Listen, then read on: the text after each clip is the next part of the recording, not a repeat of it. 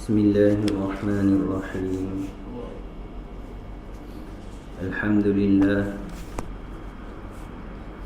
Alhamdulillahilladzi nahmaduhu wa nasta'inuhu wa nastaghfiruh wa na'udzu billahi min shururi anfusina wa min sayyiati a'malina. May yahdihillahu fala mudilla lahu wa may yudlil fala hadiya lahu. Ashhadu an la ilaha illallah wahdahu la syarika lah wa ashhadu anna Muhammadan abduhu wa rasuluh. Subhanaka la ilma lana illa ma 'allamtana innaka antal alimul hakim. Rabbi shrah lana sudurana wa yassir umurana bi rahmatika ya arhamar rahimin. Amma ba'd. Assalamualaikum warahmatullahi taala wabarakatuh. Alhamdulillah, summa alhamdulillah. Syukur kita kepada Allah Subhanahu wa taala kerana masih lagi beri peluang, beri izin kepada kita, walaupun dalam keadaan yang mana di sana ramai yang tak dapat bersama dengan kita. Dan kita tahu bahawa kelebihan orang yang menghidupkan rumah Allah ini satu kelebihan yang besar, yang tunggu di antara dua waktu solat pun juga di antara perkara yang besar. Berjalan ke masjid, bahkan telah kita sebut sebelum ni secara umum lah, keluar daripada rumah sehinggalah kita pulang balik ke rumah dengan tujuan ke masjid ini dalam dijamin oleh Allah, dalam maksud kita mendapat redha Allah Subhanahu wa taala. Sekiranya berlaku apa-apa dalam keadaan kita ni, insya-Allah kita akan dimasukkan ke dalam syurga dengan redha Allah Subhanahu wa taala. Sambungan kita pada malam ini masih lagi bab rukun jual beli, kitab Fiqh Manhaji ala Mazhabi Al-Imam Syafi'i, kitab fiqh mazhab Syafi'i, Fiqh Manhaji. Kita terus ke jilid yang ke-6 bab jual beli.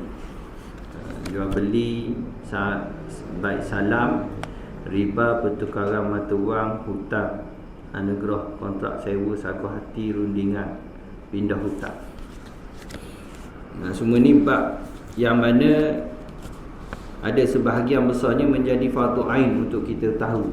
Sebab telah kita sebut di sana ada keadaan yang sebelumnya sunat kita belajar, yang dinamakan fardu kifayah dan seumpama. Contohnya bab jual beli emas.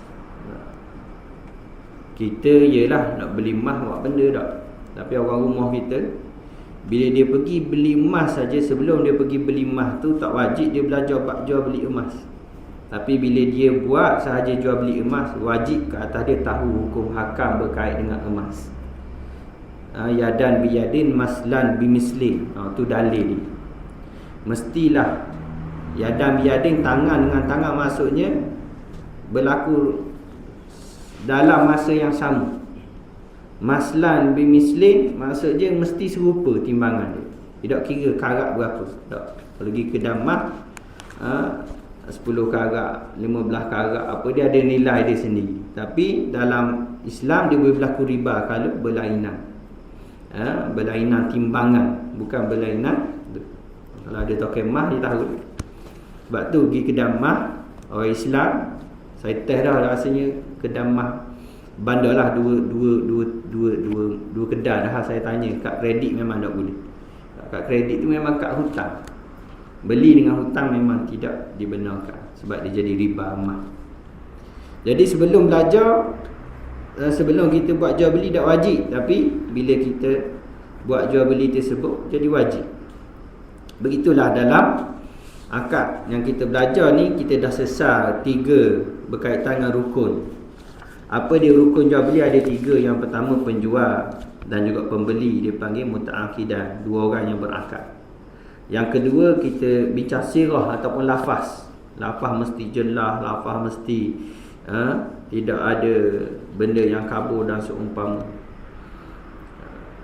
Dan yang ketiga, kita dah bincang barang yang kita nak jual beli tu barang mesti ada dan seumpamanya lah. Tak, barang tu boleh kita pegang. Jangan burung atas udara tu kita nak jual. Tak, sedangkan dah ikat lagi. Ikan dalam laut, tak, saya nak jual sekilo. Mana ikan? No, dalam laut lagi. Tak.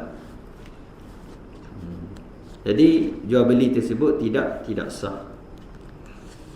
Dia adalah kalau nak serah barang pula, dia tengok jenis barang. Kalau rumah kita serah kuci. Tak.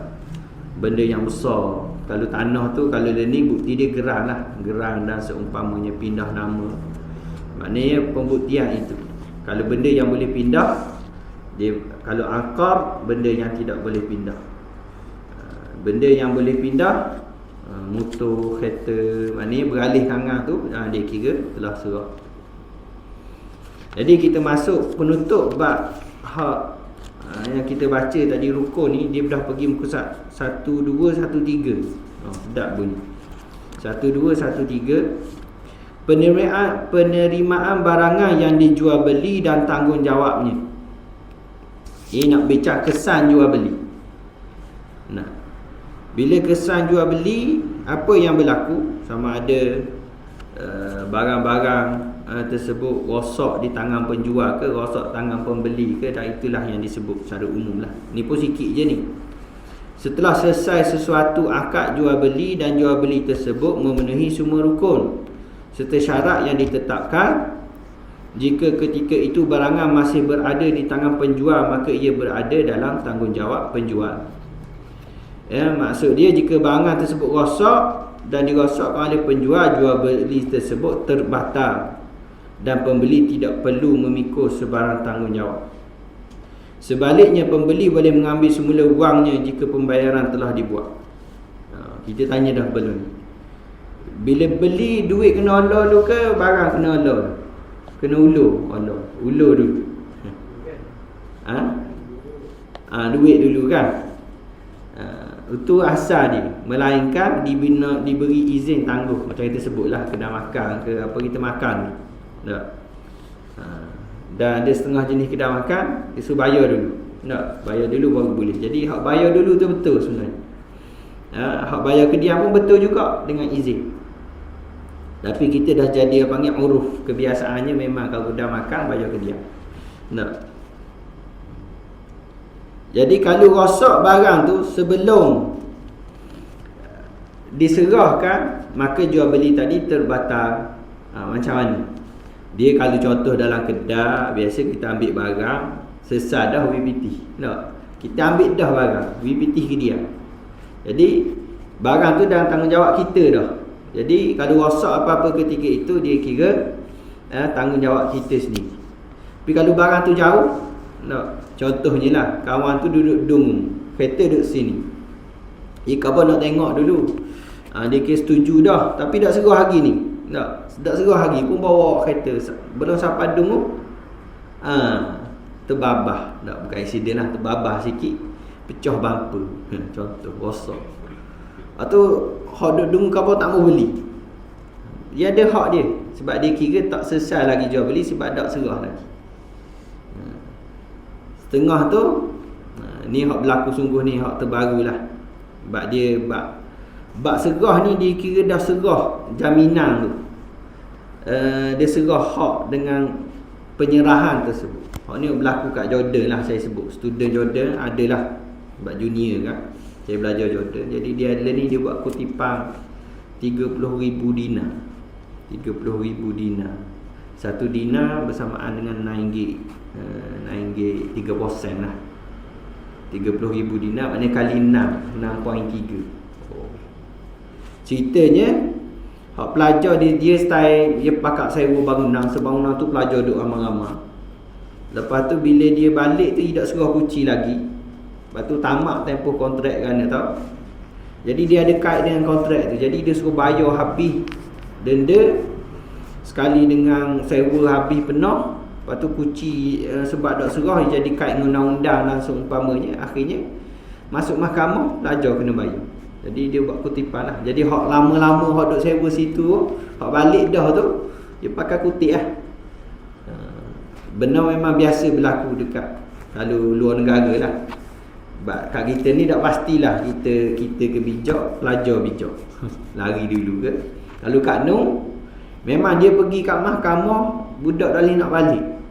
Ada kes dia penjara dulu, lagi tak selesai bayar. Tahulah penjara ke ataupun lokap ke, saya tak pasti. Jadi memang kena hati-hatilah bila berurusan tu. Sebab antara sebabnya lah yang saya baca tu, sebab dah serah kunci. Dah kunci duplicate dah, tapi dah serah lagi. Bila tak serah kunci tu, dikira tak serah lagi barang tu. Jadi terikat dengan perjanjian diteruskan. Lepas tu nak tubik pula dak duit, jika kena penuhi perjanjian dan sampai akhirnya habis. Sebab hak kat tempat saya ngaji dulu, adalah rumah tu sekitar tu juga kena bayar. Dia cari siapa pun nak duduk rumah yang sama. Dia cari jumpa. Hak mana hak 20 tahun lepas dah duduk rumah tu, cari jumpa, kerja sedap dah. Boleh BBT kan. Nak cari jumpa kupu. Soalan mana kait dengan kita belajar ni, bila kita baca ni, bila serah dia tanggungjawab dah. Kalau tak serah balik, dia selagi tak berpindah kunci dan seumpamanya. Tu rumah kunci lah dia punya tu. Kat mana-mana negara pun dia kira atas kunci tu. Dah macam kita, siapa pernah pergi hotel bawa balik kunci rumah? Ada, tapi kalau jenis kad tu yelah, dia habis masa tu dia kira tak boleh guna dah kad. Kena bayar denda. Hotel tu lain lah. Tapi kalau dia dakwa tu kena jugalah denda tu. Jadi dalam bab ni dikhabar, kalaulah rosak barang tu belum serah, maka serah tanggungjawab atas penjual. Tapi kalau serah dah, dalam perjalanan balik, contoh kidung tadi, dah kereta dia balik dah tu, babah kat Dumung pula, tapi pindah dah hak milik, maka ketika itu bukan lagi kira tanggungjawab penjual, tapi tanggungjawab pembeli. Dia dah pindah hak milik. Dia dalam bab pindah hak milik ni, Islam memang beralur. Dia memang dibina atas maslahah. Mana harta yang ada atas dunia ni tak mudah nak pindah milik melainkan dengan redha. Sebab tu belum ni ada soalan, kereta dipanggil kereta apa ni? Kereta lelong tak? Kereta rumah lah dan seumpamanya. Benda perkara yang sama lah. Sebab tu nak pindah milik ni kena beralur, sebab hukum hakam kait dengan pindah milik ni ketat.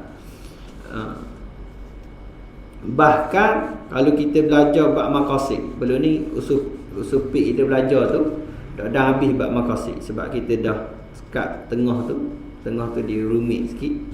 Tapi hak ujung bab kitab hak kita baca belum ni tu, dia akan bincang bab maqasid tu dia akan pergi dekat 5 yang besar yang ada dalam Islam. Salah satunya adalah jaga harta. Maknanya kalau mati sebab jaga harta dibenarkan. Maknanya bab jaga harta ni, sebab tu masalah harta ni besar.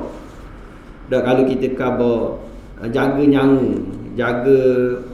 jaga agama, mati sebab jaga agama. Apa dia? Berperang di jalan Allah seumpama. Munasabah. Tapi kalau khabar sebab apa nak jaga harta, mati kena bunuh. Kadang kita mikir balik, saya harta lagi pada nyawa. Tapi dalam Islam, letak jaga harta tu pun dibenarkan, walaupun terkorban nyawa. Maknanya apa? Islam betul-betul jaga hak harta ni walaupun tergadai nyawa. Tapi kalau siapa kat kita rasa kita serah harta lagi, betul tak? Sebab kita amalan tak banyak lagi. Kalau amalan cukup dah lain. Allah. Tapi itu atas masing-masing lah, ijtihad masing-masing. Sebab tu kadang-kadang kalau kita tanya, dah kita ni berijtihad tak? Ulama sahaja ke berijtihad? Di sana kalau kita bincang balik, setiap orang ni dalam bab menentukan arah kiblat di rumah, dalam bab masuknya waktu semayang, ketika waktu-waktu yang tidak ada petunjuk yang biasa ni. Tak, contoh tak ada jam. duduk dalam hutang, kita pun masuk lagi Zuhur tak, kita pun tengok tanda-tanda tu, kita istiak masuk dah. Tapi waktu jadi fardu ain tu belajar masuk waktu.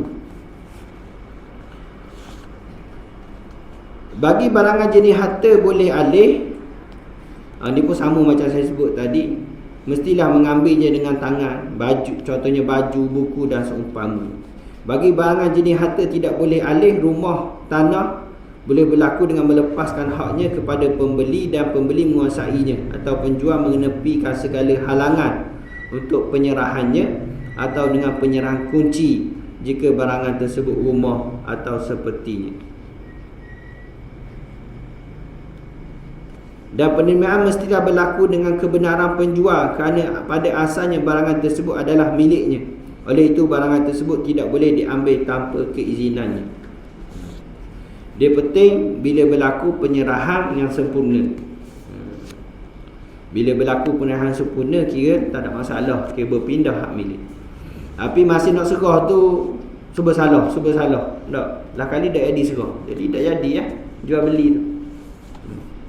Bila pindah je milik, adakah selesai je akad tu? Kita pun belajar dah. Tak belajar lagi. Sini ada khiyar majlis. Khiyar lepas ni kita akan minta. Jadi hak tu dia adalah hak-hak ketika mana jual beli sedang dijalankan. Nanti kita akan bincang selepas ni. Jadi oleh itu barangan tersebut tidak boleh diambil tanpa keizinannya. Jadi semua benda kena minta izin. Tujuan dia apa? Dalam Islam ni nak jaga maslahah kedua-dua pihak. Kita masuk tajuk baru, membuat pilihan, khiyar dalam jual beli. Khiyar, macam biasa dengar khiyar lah.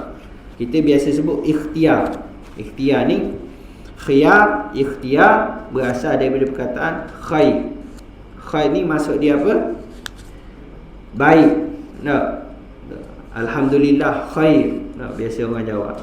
Kaifa haluka? Alhamdulillah bi khair. Maknanya sihat. Jadi khair ni kita buat pilihan yang baik. Sebab tu bila sebut ikhtiar, ikhtiar ni kalau kita faham ikhtiar, kita usaha. Betul tak? Tapi beza dia usaha dengan ikhtiar. Ikhtiar ni kita usaha ke arah yang lebih baik, kita buat pilihan yang baik. Sebab tu kalau sakit, ikhtiar dah lagi, ikhtiar ni nak cari yang menyebabkan sembuh ke arah lebih baik. Itu ikhtiar. Kalau dia pilih hak lebih teruk, dia tak panggil ikhtiar. Dia panggil buat pilihan yang teruk. Sebab dalam Islam dia ajar buat pilih yang baik. Tajuk kita ni khiyar. Khiyar ni membuat pilihan. Dalam bab ni kalau kita buka kitab mazhab Hanafi pun dia ada 3 kat tajuk ni. Khiyar majlis, khiyar syarat dan juga khiyar ain. Kita akan bincang 3 perkara ni dalam tajuk ini. Tapi kalau pergi kat pasar kat Arab, kita sebut khiyar. Dia akan bagi buah timun batang. Timun batang khiyar.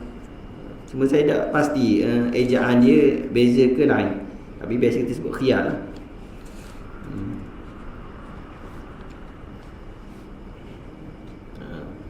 Kalau timun Cina bitih. Musim-musim panas timun Cina apa jadi molek ni. Dia Allah jadikan musim ni dia ada buah yang sesuai dimakan pada musim tu. Waktu kalau kita fikir tu Allahu Akbar, kebesaran yang Allah jadikan. Tak musim hujan ada buah musim hujan. Cuma ni bila hujan je simpung dengan bunga durian apa lah. Tak durian tak jadilah. Negeri lain boleh ada jadi.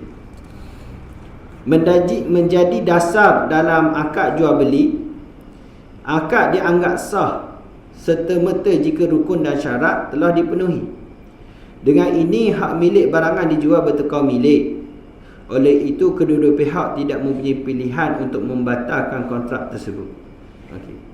Bila selesai dah jual beli sungguh, boleh tak hak tukang beli tadi pindah milik tadi, khabar yang nak batal hak dia, boleh ke tak? Dalam bab ni dia mesti dapat persetujuan dua-dua pihak. Saya sesah dah beli air mineral ni, kedai rucik tadi. Saya pun patah balik. Saya kata saya nak patah balik jual beli air mineral ni, boleh tak? Lepas tu tokai kedai khabar boleh. Jadi bolehlah pulang balik UPT balik. Tapi kalau tokai kedai khabar tak boleh, beli dah. Kita jangan tanya banyak lah. Khabar sesah tak apa. Tak, maknanya dia tidak izinkan. Kira dia dengan izin dua-dua pihak boleh. Tapi dalam bab ni tidak bolehlah kalau sekiranya dia tidak bersetuju. Namun Allah Ta'ala tetap mengambil kira masalah manusia. Kedua pihak yang menjalankan kontrak mungkin bersikap gopoh dan tidak teliti dalam buat keputusan. Oleh yang demikian, kesahihan jual beli tidak semestinya berdasarkan hanya apabila rukun dan syaratnya dipenuhi. Sebaliknya ada 3 yang dinamakan ini, iaitu khiyar majlis, khiyar syarat, khiyar aib. Ni tajuk ni dia agak panjang, panjang sekali dekat aib. Khiyar ni pilihan. Jadi satu dalam majlis. Majlis ni maksudnya dalam majlis jual beli. Tak. Kalau kita kat majlis akad nikah. Tak, majlis akad nikah. Jadi masa majlis akad nikah tu berlaku apa-apa, dia kira majlis itulah. Yang kedua, khiyar syarat. Khiyar syarat ni dia ada tempoh, bertempoh. Dalam mazhab Syafi'i, dalam kitab kita ni sebut 3 hari tempoh dia. Lebih 3 hari tak boleh, kurang tak apa. Maksimum dia 3 hari. Yang ketiga dinamakan khiyar aib. Khiyar aib ni lepas kita beli, buat balik rumah tengok-tengok ada benda tak molek kat barang itu. Tak. Contoh kita pergi beli durian sebako. Ayah itu buat pergi beli sebako. Tunggu belum subuh ke. Sungguh molek rasa. Nak hari kerja pula masa tu ingat. Pergi tunggu belum subuh. Tunggu barang you buat turun tu. Dan orang bang subuh tu pergi mayan subuh. Mayan pun lah teringat ke durian bako. Lepas selesai mayan subuh dekat tu lah, dekat Ngandang Baru. Lepas mayan subuh pergi pula pilih. Dah gelak tau, gelak. Dia kata borok ni molek. Air saja dalam ni banyak. Kita pun belek-belek tengah gelak. Oh beres, comel-comel kata. Gitu ada kok sedua buruk ni, tak apalah. Tu balik. Balik. Ya, asyik ada dalam 40 T gitu lah. Ada molek tu ada kat 7-8 T lah. Lepas tu isi dah apa jadi. Serik dah beli. Ya. Risiko dah uti beli kali tamu. Tapi masa tu kita dah uti barang baru turun lah. Tapi maknanya boleh jadi tak kalau kita beli barang banyak-banyak, kalaulah penjual itu sengaja sembunyikan hak buruk, buah lah. Di zaman Rasulullah ni, ia susu kema hak dah molek. Boleh jadi tak? Okay, boleh jadi. Sekiranya penjual itu dia jujur, dia amanah, dia akan khabar ada barang buruk dalam ni jumlah sekian-sekian. Kalau kita sanggup khabar dah apalah buruk pun saya sanggup beli, masa tu kita dah lepaskan hak khiyar aib kita. Tapi kalau tidak khabar you buat comel, kita pun akak buat balik rumah buku-buku dalam buruk, masa tu kita boleh pulangkan balik. Hak tu dia akan bahas aib yang macam mana. Ada juga barang contohnya buah naka, ia buruk ujung, tak boleh makan suku. Kita pun khabar buruk tapi kita makan dah habis hak molek. Jadi nak kira kan dia. Dalam ni pun dia bincang. Dia akan tengok dah kita makan, hari tidak makan. Tak. Kita buat buruk tu saja. Kepada mana baki dia makan dah. Dia akan kira balik hak kita makan berapa, hak buruk berapa, jadi bayar hak ganti rugi tersebut. Gitulah mainan. Sebab tu bab jual beli buah ni, zakat buah ada tak? Sebab buah ni siapa hak ada kebun dia tahulah. Jaga comel macam mana pun, bila mana Allah, ya dia memang sebab musabab belaka. Tak? Jadi sungguh macam buah rambutan tak? Ada pohon kat rumah arwah ayah, rumah kat Batu Nang, boleh kata sepanjang tahun lah buah. Tak erti tak? Dia ada bahagian ni hijau, putih, masuk belah ni pula putih. macam sepanjang tahun. Jadi macam tak mutu, boleh rasa sikit. Hak kita perasannya bila kita retuh dah hamsa tu, hak tu lambat sikit. Ia dah ikut. Macam ada banyak musim sepohon. Dia pun Allah nak boleh pahala ke arwahnya. Dia tanam pokok tu. Jadi ada seumur. Jadi benda tu kadang-kadang kita fikir Allah rezeki kan daripada Allah belaka. Nak buat pokok. Biar orang hak pandai nanang ni dia boleh tengok zat cukup ke tak, batang cukup ke tak zat. Tengok daun kita tahu dah ni dah cukup ni. Dah cukup tu. Dia boleh tambah. Jadi perkara tu semua ada dalam bab yang kita bincangkan tadi, khiyar ni. Jadi kita masuk kepada yang pertama, khiyar majlis. Kedua-dua pihak berhak menarik balik kontrak jual beli tersebut walaupun kontrak tersebut telah dipersetujui dan disahkan. Macam mana? Dengan syarat ia dilakukan di majlis yang sama secara fizikalnya, mereka masih belum berpisah. Maksudnya duduk kat cashier lagi contoh. Dia pun nak batal. Kalau ikut Islamnya boleh lagi. Tapi kalau ikut uruf kedai-kedai market ni, kalau buat keluar risik dah, dia tak boleh nak tukar, melainkan ada barang rosak dan seumpama dengan risik juga. Itu pun kita bincang dah. Sekiranya syarat tu diletakkan awal-awal sebelum jual beli, maka benda tu boleh dibenarkan dalam syarat. Maksud kita masuk kedai dah, kita tahu dah bayar, selepas bayar nak tukar dengan syarat dalam tempoh seminggu ke dan seumpama. Jika mereka telah berpisah daripada majlis jual beli tersebut, khiyar ini tidak dibenarkan dan kontrak tersebut perlu dilaksanakan. Apa yang dimaksudkan dengan berpisah boleh rujuk kepada amalan yang kena pakai oleh uruf. Contoh dia, jika dimeterai dalam rumah yang besar, sekiranya salah satu pihak keluar dari bilik ke halaman rumah atau sebaliknya, mereka dianggap telah berpisah. Jika berada dalam rumah yang kecil, perpisahan dianggap berlaku apabila salah satu pihak keluar dari rumah tersebut. Jika mereka berada di pasar atau kawasan lapang, di atas kapal dan sebagainya, perpisahan dianggap apabila salah satu pihak berpusing ke belakang dan melangkah beberapa tapak.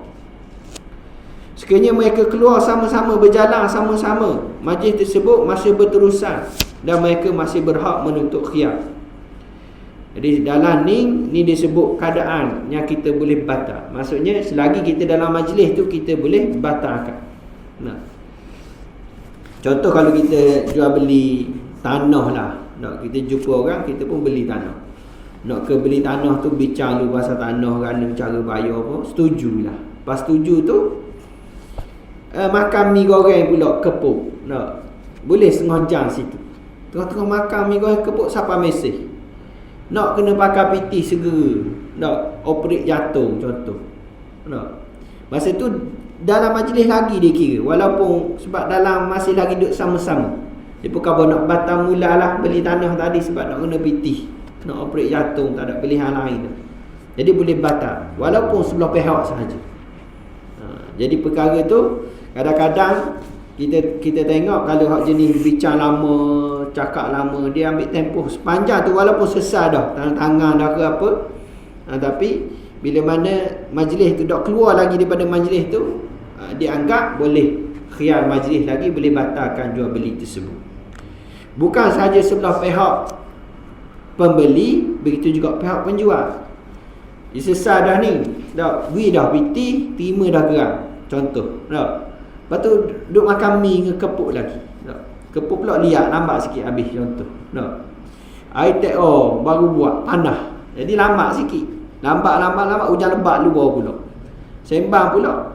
Lepas tu penjual tu main mikir, rasa sayang tanah ni. Nak tengok hujan ni molek buat nanah durian. Durian black tom contoh. Mari tengok hujan. Lepas tu khabar dah jadi lah. Dia pun khabar dah jadi nak tarik balik. Masa tu dalam Islam boleh lagi tarik balik selagi tak berpisah. Tu contoh suasana lah. Mungkin berlaku. Namun demikian, hak khiyar yang dimiliki tidak boleh digunakan jika salah seorang di antara mereka atau kedua pihak membuat keputusan untuk mementerai kontrak jual beli tersebut.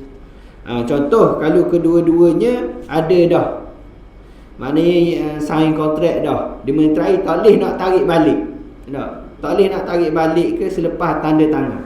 Kalau dia setuju waktu, dikira jual beli tadi sah dah dan tidak boleh tarik balik. Sebab dia gini, asalnya, hukum asalnya kita boleh tarik balik dalam majlis, melainkan kita dah gugurkan hak kita awal-awal. Mana hak kita nak buat khiyar majlis, kita gugur dah awal-awal, maka kita tak boleh nak tuntut dah balik hak kita. Dia hak yang kita gugurkan ini, kita tak boleh nak tarik balik. Sebab apa? Kita dah gugurkan dah tadi, iaitu hak apa? Hak khiyar majlis. Contohnya, penjual berkata, pilih antara teruskan atau batalkan jual beli. Tindakan ini menggugurkan hak khiyar. Jika pihak kedua juga membuat pilihan, ini bermakna haknya untuk khiyar majlis juga telah digugurkan. Maknanya penjual dan pembeli, dia tak ada pilihan. Lalu dia dah buat gugurkan hak untuk khiyar tadi. Ni ada dalil. Dalil dia sabda Rasulullah sallallahu alaihi wasallam, dua pihak yang berjual beli boleh membuat pilihan selagi mereka tidak berpisah dan sebelum itu mereka bertemu, atau salah seorang lagi di antara mereka memberi pilihan kepada seorang lagi. Jadi hak kedian tu menunjukkan bahawa kalaulah ada dah menggugurkan hak dia dengan buat kontrak, tak boleh nak tarik balik, teruskan ataupun tidak teruskan tadi, maka dia kira hak khiyar majlis tadi dia digugurkanlah atas dalil tadi. Ibnu Umar radhiyallahu anhu telah menafsirkan hadis ini melalui perbuatannya, kerana beliau adalah periwayat hadis ini. Imam Malik meriwayatkan daripada Nafi' radhiyallahu anhu, katanya, jika Ibnu Umar radhiyallahu anhu membeli sesuatu yang disukainya, dia akan meninggalkan penjualnya. Maknanya lepas beli tu dia takut penjual tu nak mula, jadi dia cepat-cepat lari. Saya menjual, ni juga diriwayatkan Ibnu Umar, katanya, saya menjual kepada Amirul Mukminin Osman sejumlah harta di Al-Wadi dengan sejumlah harta miliknya di Khaybar. Selesai kami menjual beli, saya segera berpaling dan keluar dari rumahnya, kerana saya bimbang dia akan meminta semula jualannya. Menurut sunnah, dua orang yang berjual beli boleh buat pilihan sehingga mereka berpisah. Jadi kalau jual beli tanah hadis selesai dah, cepat-cepat tubik, jangan duk kepuk liuk tadi. Sekarang dia tarik balik, sudah kepuk pun dah rasa sedap lah, buat liuk liak tadi dah. Balik ni kena kau kepuk. Khiyar syarat, sesah dah bab khiyar majlis tadi. Kita masuk tajuk khiyar syarat. Khiyar syarat berlaku apabila salah satu pihak, kedua pihak menetapkan syarat dia mempunyai hak khiyar, iaitu untuk membatalkan akad dalam tempoh tertentu. Khiyar syarat ni diikat dengan masa. Contoh, kita nak beli kereta second hand lah, kita beri contoh wajar. Nak wajar tahun berapa ni lah tu beli? Nak 2000 berapa? 2002. Jadi nak beli kereta, kita bukan pemain. Jadi kita khabar beri tempoh 3 hari lah, 3 hari maksimum lah. Nak saya buat balik, nak jumpa pemain, nak tengok macam mana. Jadi sekiranya ni saya buat ni kasar dah, masa pun nak masuk Isya lah, nanti kita akan sambung lah bab khiyar. Sekiranya kita perlu pada nak mikir dulu dalam tempoh 3 hari, jadi kita dibenarkan untuk fikir dulu. Kalau kita dah jadi, kita batalkan akad. Contoh, kita buat balik dulu kereta tadi, test dulu, musing dulu. Cara test pula sebagaimana orang yang cek sajalah, bukan siapa awak jadi perebet sapu. Awak jadi perebet sapu dikira guna, kira beli lalu dah. Nak test awak jadi grab, tak boleh. Tu dikira macam guna. campur 3 hari. Lepas tu contoh kalau kita setuju, kalau pomen ni khabar mana orang ketiga. Pomen tu orang ketiga. Kalau pomen ni khabar molek, saya beli dalam tempoh 3 hari. Jadi pomen pun dia teh berlaku. Masuk lita kat kau badak tu, teh macam-macam. Contoh khabar ni kata ni molek ni buat belum. 3 hari lama tak. Biasa sepagi je pomen teh jadi-jadilah. Cek barang karat tak karat dan seumpamanya. Tak perlulah siapa kena buka enjin apa semua, tak perlu. Jadi bab khiyar syarat ni bila ada tempoh. Tujuan dia juga nak beri peluang kepada orang ni supaya dapat buat pilihan yang terbaik. Jadi khiyar ni dia ada tempoh. Jadi syarat khiyar syarat pula, dia ada syarat pula. Yang pertama mestilah terhad kepada tempoh tertentu. Jadi kalau dia tak hadkan tempoh tertentu paling lama 3 hari, maka dia tidak dikira dapat khiyar syarat ni. Contoh kalau dia tak hadkan, dia kata saya beli sekiranya Puan Mak mari. Puan Mak mari baru saya beli. Puan Mak tak tahu bila mari ke kedai tu. Tak. Jadi bila tak tahu tempoh tu dia kira langgar kaedah khiyar syarat, jadi terbatal lah untuk buat khiyar syarat. Yang kedua, tempoh yang ditetapkan tidak boleh melebihi 3 hari. Macam saya sebut tadilah. Jika barang tersebut tidak mudah rosak dalam tempoh tersebut. Dah kalau jenis barang 3 hari rosak, tu lain lah. Contohnya nasi dagang, khabar nak tengok dulu buat balik. Tu barang tu tak boleh lah urufnya. Nak beli pagi, petang basi. Nak tunggu 3 hari. Khabar saya ngaji malam tadi, khiyar syarat boleh 3 hari buat balik. Siapa 3 hari, khabar basi dah, saya tak mau beli. Tu panggil jumpa saya. Biar saya basuh sikit dengan air. Maknanya dia barang syarat dia bukan barang yang mudah rosak. Dan barang pula barang yang biasanya untuk berfikir yang perlu melebihi tempoh tempoh jual beli itulah. Dan sekiranya melebihi tempoh walaupun sesaat jika jual beli tadi, terbatal. Ataupun kalau dia guna dah barang rosak tu, dikira barang tadi dah diserahkan milik. Tempoh mestilah berturutan dan bersambung dengan kontrak, dengan akad. Ni contohlah. Dia beli sehari belum raya. Jika apa nak kira 3 hari tak termasuk raya. Betul lah tu. Ataupun 3 hari waktu bekerja, tolak waktu cuti. Betul lah, dia kena syarat dia 3 hari direct, tidak boleh selang-seli. Sama juga puasa 2 bulan berturut-turut. Sebab apa? Sebab bersama di siang hari. Jadi siang hari Ramadan. Jadi dia kena puasa 2 bulan berturut-turut. Jadi ulama sebut dia ni pandangan lah. Ada yang membenarkan. Contohnya kalau disilangi oleh hari yang diharamkan puasa. Contohnya hari raya. Itu dibenarkan. Dan ada juga pandangan kalau dia kena pilih yang tidak ada diselangi 1 hari pun. Mana kena puasa direct 2 bulan berturut-turut, 2 bulan mengikut 2 bulan Islam lah, tak kalender Islam. Sama juga ni, dia mestilah berturut-turut. Dalil dia pun ada. Dalil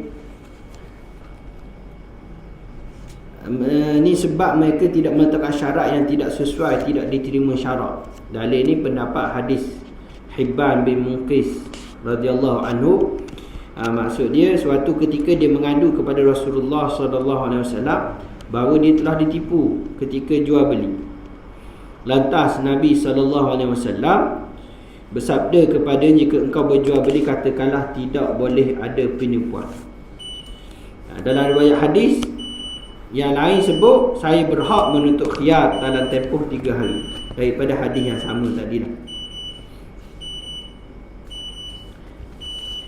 Jadi hadis ini walaupun nampak khusus untuk dia, tapi sebenarnya umum boleh guna belaka. Yang ketiga, ni disebut pula isu yang kita sebut tadilah, mensyaratkan khiyar untuk orang lain. Ni perbahasan dia ialah macam kita sebut pemain tadilah. Pemain tadi bukannya nak beli, nak jual, dia jadi orang ketiga. Jadi pembeli ni dia serahkan hak khiyar dia kepada pemain tadi, iaitu orang ketiga, dibenarkan oleh syarak. Bilakah hak khiyar dibatalkan? Apabila pihak yang mempunyai hak khiyar memilih untuk membatalkan kontrak, maka kontrak tersebut dianggap batal. Contohnya, saya batalkan jual beli ini. Ni atau apabila hak khiyar berada di tangan pihak penjual dan dia berkata saya menarik balik barangan yang saya jual ini, ataupun pihak pembeli berkata saya menarik balik bayaran ini, ataupun apa sahaja tindakan yang seumpama itu. Dia ingat hak khiyar ni bukan sahaja pembeli, penjual pun. Tak, penjual pun. Mana biarlah saya tempoh 3 hari sama ada saya nak jual ke tidak. Jadi akad tu berjalan dalam tempoh 3 hari. Dan sekiranya dia batalkan, maka sesat khiyar tadi. Sini dia buat detail lagi. Tamat tempoh yang disyaratkan, jual beli tersebut diteruskan dan dipercayai dalam tempoh khiyar, maknanya setuju dah, maka khiyar tadi kira habis dah tempoh dia, kira sesat dah dengan jual beli. Apabila pemegang hak khiyar melakukan sesuatu pada kebiasaannya hanya dilakukan oleh seorang pemilik. Ini contoh kita beri tadi. Dia ambil kereta, buat jadi Grab, buat jadi kereta sewa, perebet sapu, nak, ataupun dia buat gala terus nak nak beli Jeep ni, nak Jeep ni bersih ni, on the road sebenarnya. Jadi kalau nak tengok 3 hari, pak masuk dalam hutan, off road terus, nak jam pula. Apa ni, enjin apa dalam tu, nak.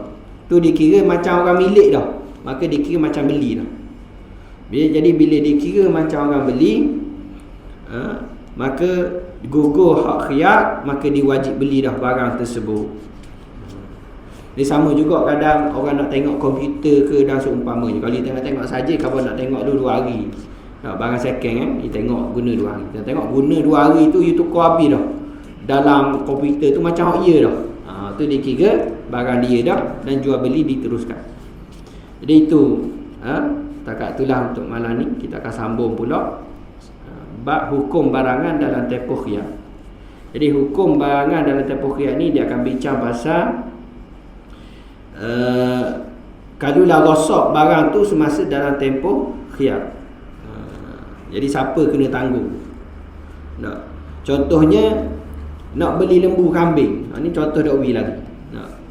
Dah kita beli, kita tengok dulu bakal lembu ni molek ke tak, kita bawa balik rumah. Jadi makan minum tu siapa tanggung? Makan minum lembu kubal tadi, kambing kita bawa balik. Dia reka je sini, dia guna kaedah, kalau umum dalam bab muamalat ni dia panggil kharaj bidhaman. Itu kaedah lah, ada dalam kitab kita ni. Tapi untuk mudah kita faham, dia panggil kharaj, maknanya siapa yang buat tubik, dhaman maknanya dia lah kena tanggung. Kalau lah jual beli tadi selesai dengan jual beli, jadi jual beli kambing lembu tadi, maka kos makan minum tadi memang kena kepada pembeli tadilah. Tapi kalau tidak jadi beli, batal akad tadi, jadi kos makan kambing lembu tadi kena kepada penjual tadi, sebab tidak jadi kan. Jadi gitulah, benda-benda gitu dibahaskan lah dalam tajuk yang akan datang insya-Allah. Dia apa yang baik itu daripada Allah, apa yang kurang itu daripada saya sendiri. Aku qauli hadza wa astaghfirullahal azim li wa lakum. Assalamualaikum warahmatullahi taala wabarakatuh.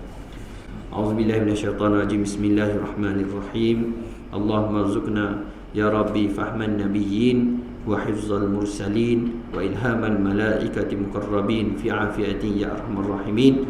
Sallallahu ala sayyidina Muhammadin wa ala alihi wa sahbihi wa baraka wa sallam. Alhamdulillahirabbil alamin.